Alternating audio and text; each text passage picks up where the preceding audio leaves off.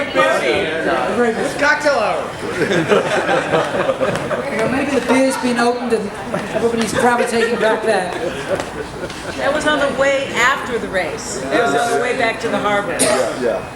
I mean, some boats, I don't know if you noticed, they have a tier system. They have basically domestic swill from the front, sort of somewhat imported into the middle, and then crafted hand-made ale for the back. And if your boat translates to that type of situation. Other boats, yeah, it's. But if you obviously get people out of the back as quickly as you can, you almost need that sort of short, almost like hockey player type.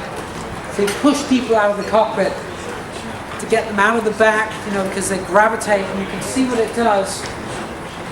You sink the stern. Crucial times. Everybody's guilty of it, not picking on one boat here.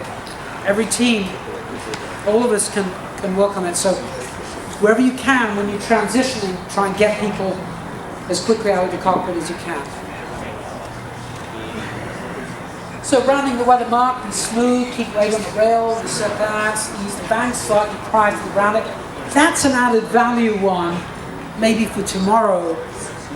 Take an opportunity tomorrow when you bear away to adjust the vang to what you consider to be the correct vang tension, and then mark it.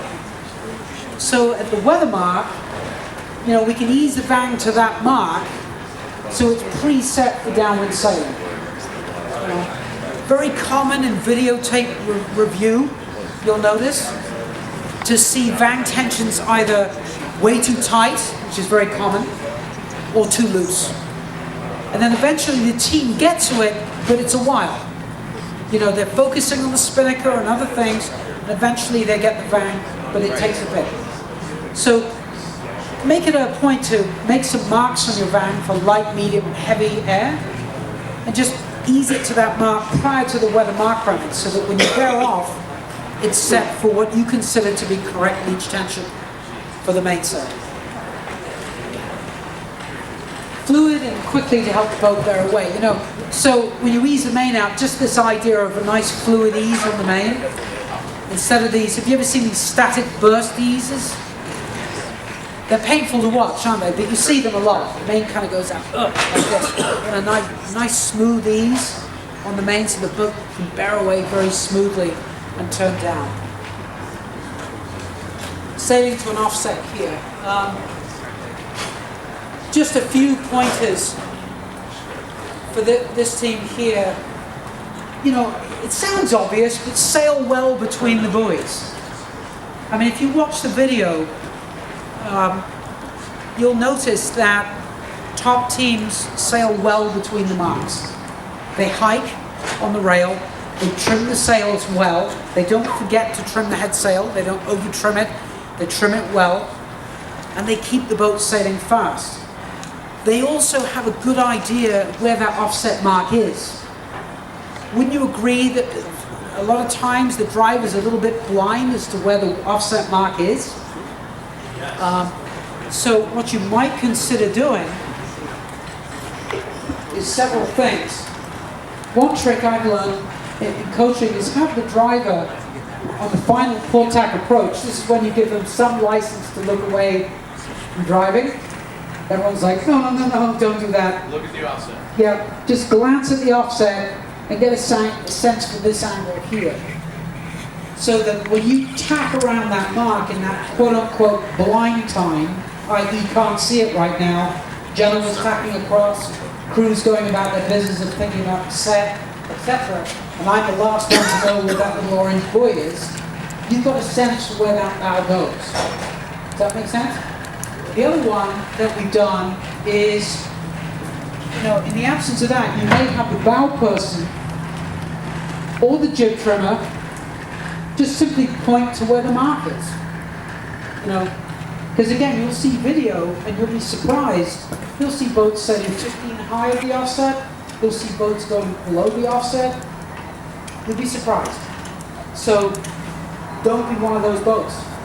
Make darn sure you know where the offset mark is. One thing I do too is as a crew, I try and time boats ahead of all the offset Yeah. Which, like one race itself doesn't mean much, but if you do that consistently over the years, it gives the skipper an idea of how short or long it is. It's So a you start to very realize it's a long race. really good idea. So, thought there was some times the distance between the weather mark and the offset to give us an idea of how long that is. That's excellent. I've seen situations, maybe you have as well. I remember a nude like 4 or 5 years ago where the wind went hard left, a big lefty. So when you came around the mark, the offset was actually upwind. Well, believe it or not, the fleet didn't tune into this, so they go ahead and attack, and they aim to where they think it always is. It's up here. You've actually got to tack to get to the offset. So that's a good verbalization. If you've had a big left shift, if you're very lifted on port tack, the chances are you're going to have to stand on port tack and tack for the mark. It's upwind. And I've seen actually a regatta lost by a boat at noon because they didn't pick up on that. And they ended up having to tack twice and lost 2 boats that did pick up on it. The other thing is, God alive, maybe tomorrow, start the conversation. If there's a big right shift tomorrow, and we're coming in and suddenly we're making the ley line and we were down here, the wind's gone over to the right, we might be able to set between the buoys. Let's get this conversation going here. There's an opportunity to set between the marks, get the boat going, and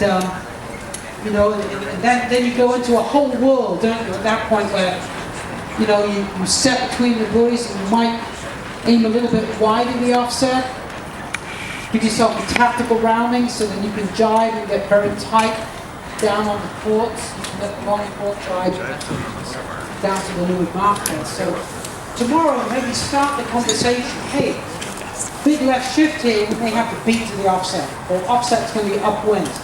Or a big right shift here, there might be an opportunity to set between the boards.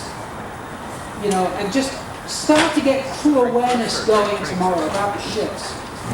That's the thing. Is one of the things about tomorrow and the early season is, look, let's start developing our awareness as a team.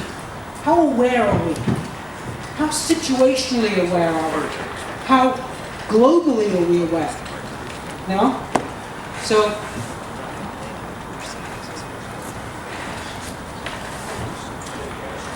So sailing well between the marks, and I know it sounds obvious, but and I do go on about downwind trend, but I think I'm going to stop it there actually. But we do have a little. We're happy you're skipping downwind trip. Joyce We don't want downwind anyone trend? No, we're happy you're skipping that. That's fine. Yeah, it's. Skip that. No. He's really good at Skip downwind. that. We want to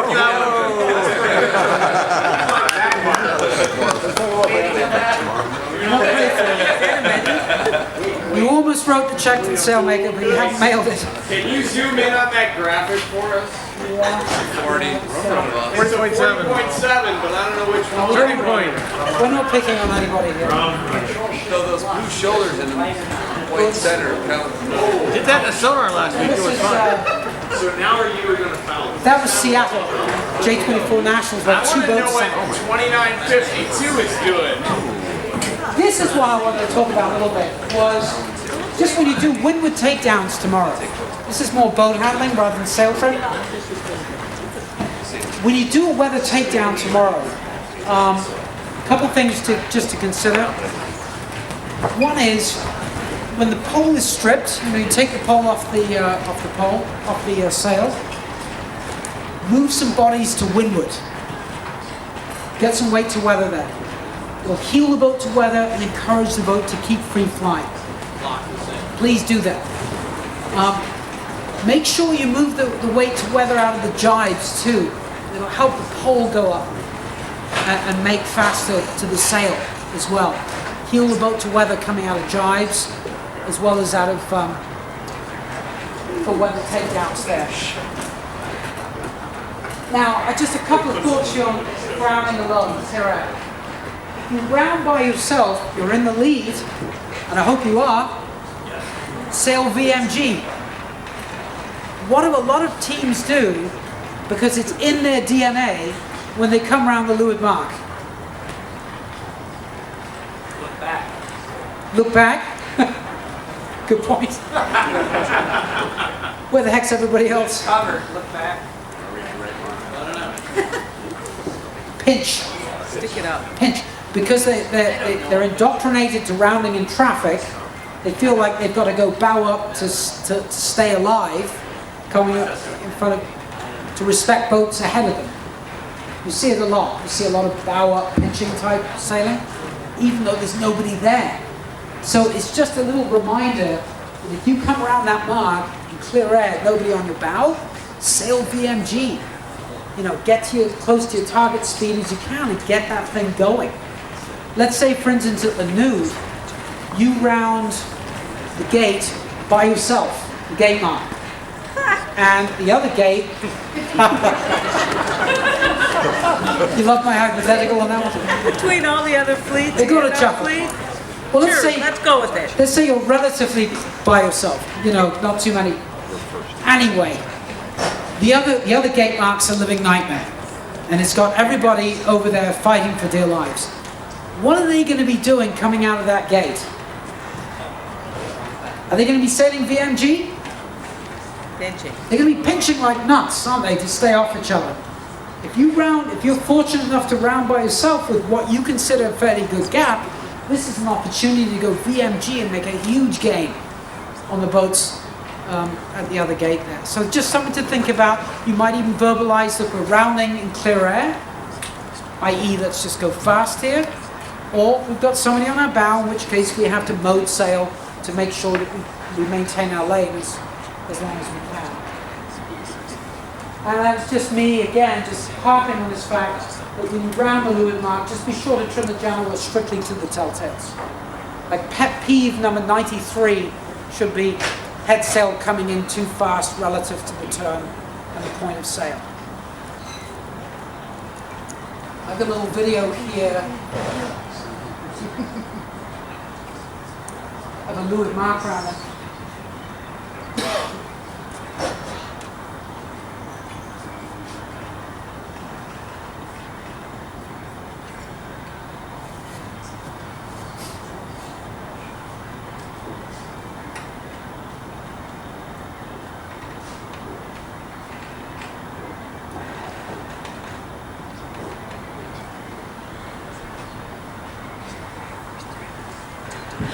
Comment. The boat behind gave up 4 extra boat lengths than they needed. They did. The boat behind gave up a lot. Why was it primarily? You see that again?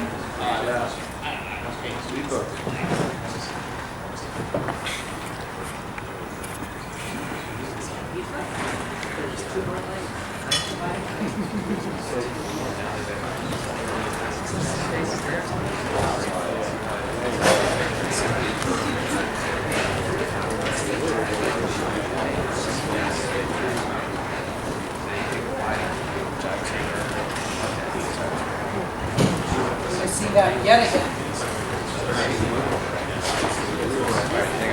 Because there's a crucial moment just at the round that we need to evaluate. Yeah, you can see it right in the middle, right at the same time.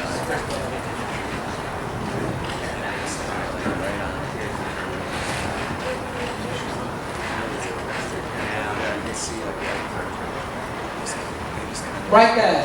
What's up with number 4, trailing boat? Mainsail's in too tight. Over trimmed from the point of sail. Again, mainsail trimmer, anxious, want to get the main in. We end up stalled on a reach. Look at the penalty for over trimming in light air going around a leeward mark. It's painful, isn't it? So that's something to practice, you know, with those leeward mark roundings, and then, you know, really evaluating how we do coming out of it. I thought you'd enjoy this little bit of footage of a couple of par 40s coming in, because there's a crackerjack third boat that comes in. It might be mums.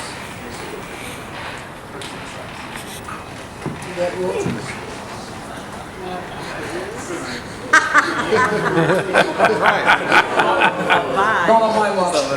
Exactly.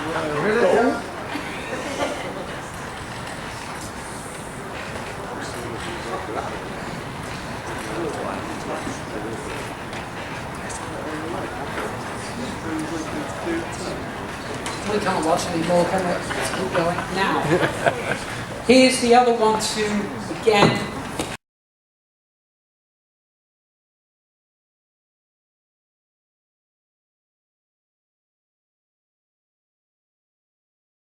have a dialogue.